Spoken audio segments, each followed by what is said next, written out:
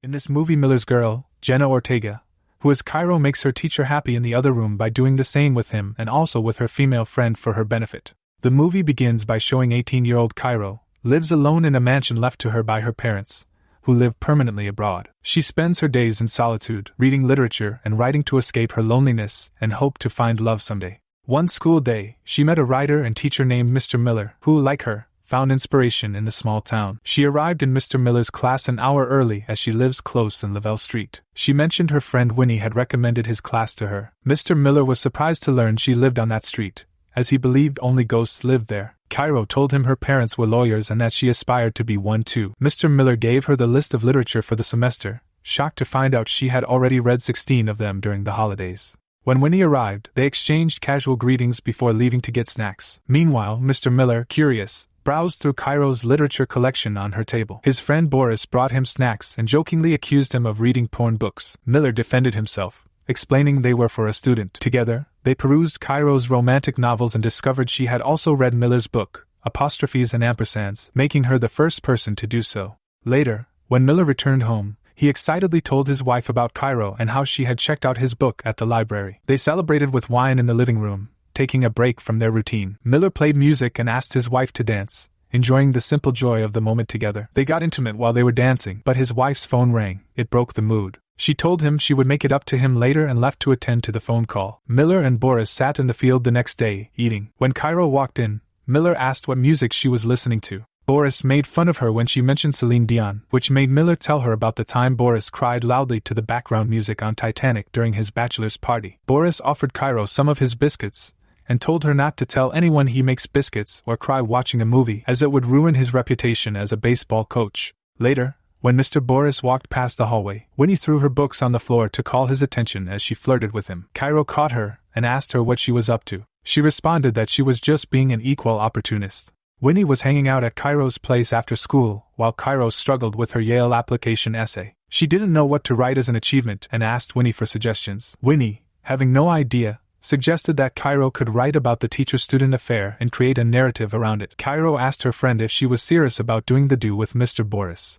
and she responded that she might and thinks it will be sensational as it would be her first time. She then told Cairo that she notices the way Mr. Miller looks at her in class, like she's the only thing of color in his life. Cairo didn't believe Mr. Miller thought of her in that manner, so she shunned Winnie. Later that night, Cairo came across something about a man's love in one of her literary works and wondered what muse inspired the writer. The next day in class, she noticed Mr. Miller staring at her. She realized her friend was right and felt good about it. While Mr. Miller shared each student's script, he whispered to Cairo to see him after school. Mr. Miller praised Cairo's latest essay. She informed him she was leaving town for Yale as she didn't like it here. Mr. Miller encouraged to discover more about the town before judging it. He discussed her essay, which she wrote about a reluctant spider, then recited some of her writing to her, thrilling her that he remembered it well enough to recite. He applauded her and praised her intelligence, suggesting she write a short story in the style of her favorite author, which could be a highlight of her application essay to Yale. Cairo said she would be thrilled to write the story. Cairo mentioned she had read Miller's book. He revealed that 3 reviewers had criticized it for lacking ambition,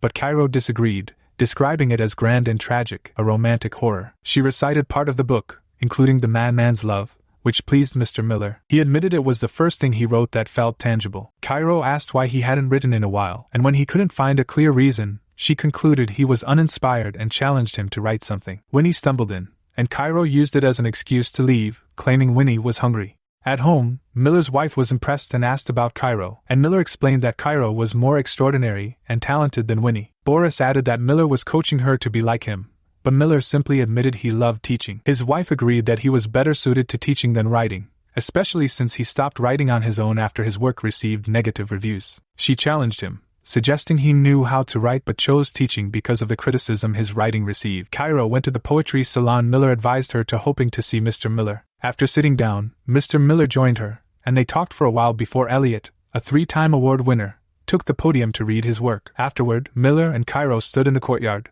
and she admitted she had expected the readings to be bad but was pleasantly surprised by how good they were. They shared a cigarette, and Cairo realized she was not only falling for him but also that they were both outsiders who understood each other. Cairo was looking gorgeous in her dress, and this grabs the attention of Miller and Boris. Cairo suggested Boris could sell his biscuits to raise money for his baseball team, with Winnie helping him design a logo. Boris agreed and went inside. Cairo sat beside Miller, and he offered her a cigarette. Miller's wife texted him, suggesting they go on a weekend getaway, which excited him. Winnie asked Cairo what Mr. Miller had said about her outfit. Cairo replied that his expression spoke volumes. In class, they found Miller packing for his weekend getaway with his wife. Cairo told him she had chosen him as the basis for her story because of his unconventional style, which he appreciated. He bid them goodbye and left. Later, Winnie exaggerated how Cairo was seducing Mr. Miller, and Mr. Boris came in, informing Winnie about Cairo's idea for his biscuits and asking for her help with the logo. Winnie agreed to help and asked for Mr. Boris's phone to type out the details. Cairo complained she couldn't find her phone, so Winnie called her number with Mr. Boris's phone and placed it in her bra. Mr. Boris requested his phone when they reached the door,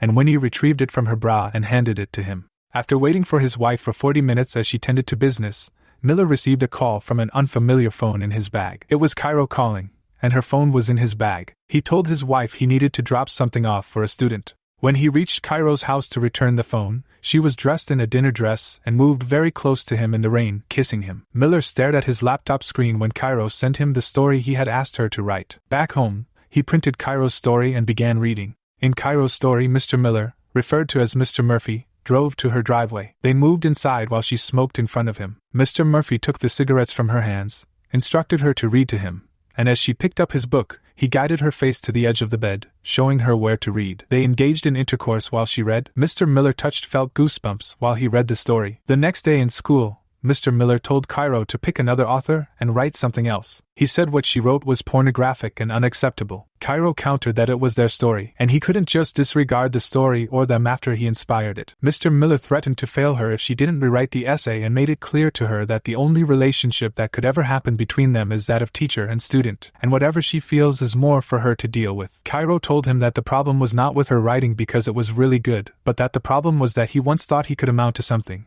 but he didn't have the courage for it. She explained that the reviewer's comments about his first book meant that he wasn't brave enough to be better, was deliberately impotent, and was mediocre. She dared him to fail her, but he must make sure it means something to him because the cost will be very high. She concluded that he must be a disappointment to those who thought he'd be great, and that was why he hides himself in the small town. She left his class feeling heartbroken and left school. She cried and drank heavily, with Winnie sitting with her when she got home. Mr. Miller also complained of a bad day when he got home, and his wife offered him some alcohol. Cairo told Winnie that she said many things to affect him, and he is a pretender. Miller told his wife that he had an unpleasant conversation with Cairo about the midterm assignment because she wrote a story to make him look like Dr. Seuss as an author, and her strong use of vulgar words made his wife excited. She told him to show him. After he showed her the story, she saw the last part, where she wrote, "For Jonathan, love Cairo." She told him that Cairo wrote it as a love letter to him, and told him to tell her how she described him.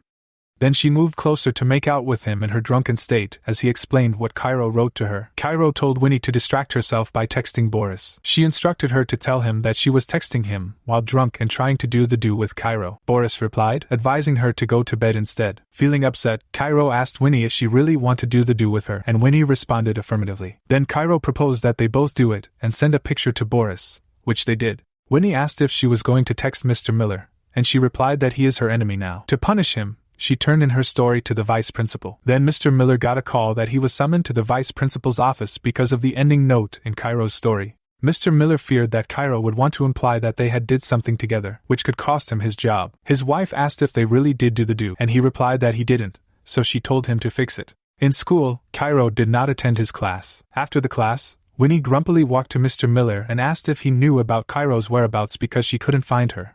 But Mr. Miller shunned her. In the vice principal's office, the vice principal asked how they got close, if they spent time together after school, and if they attended gatherings outside school. Mr. Miller responded that he saw her talent, wanted to help her grow, and had only been in her personal space when he wanted to return her phone to her house and her parents were not around. Cairo replied that they were both attracted to each other. He gave her special treatment. They went to a poetry party together, and he had even gone to her house when her parents were not in town. Mr. Miller's words didn't count against Cairo's, so he got suspended. When he told his wife, she told him it was his fault for sweet-talking with the teenage girl just because she read his book, making him feel some kind of self-worth. Mr. Miller agreed that Cairo made him feel like he was worthy of something good compared to her, who was always drunk. His wife told him that being drunk was the only way she could deal with him because she couldn't stand him. She told him that he is a liar and pretentious, making everyone feel like the villain when he is the real villain. Mr. Miller asked his wife if she didn't worry about him, but she replied she was only worried she'd die of boredom listening to his rants. Winnie went to Cairo's house, questioning why she was punishing Mr. Miller for choosing his wife over her. Cairo said he underestimated her and she'd make him pay by testifying against him in court. Winnie threatened to testify against Cairo to protect Mr. Miller's career,